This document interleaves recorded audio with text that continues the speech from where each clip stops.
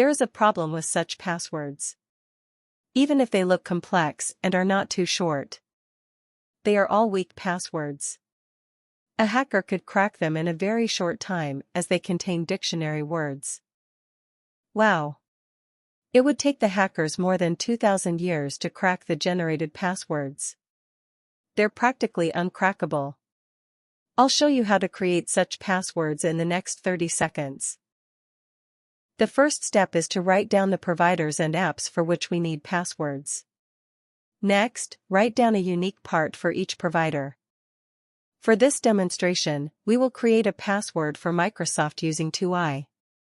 1. Think in patterns and avoid dictionary words.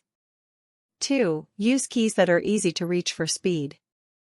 3. Use double consonants to make your password more secure.